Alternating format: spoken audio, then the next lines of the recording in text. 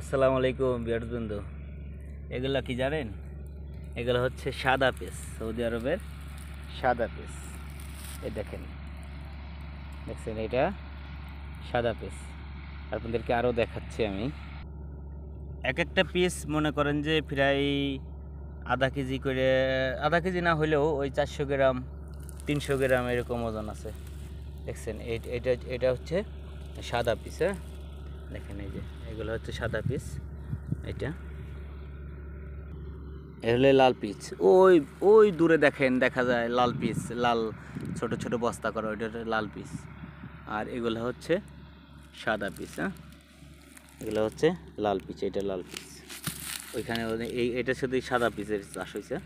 আচ্ছা, ঠিক আছে, সকলে ভালো থাকবেন এবং কি আমার ভিডিওটা মনোযোগ সহকারে দেখবেন আশা করি। ঠিক আছে, এগুলো হচ্ছে সাদা পিচ। এই সাদা পিচ দিয়ে কী করে আমি সেটা বলতে পারবো না।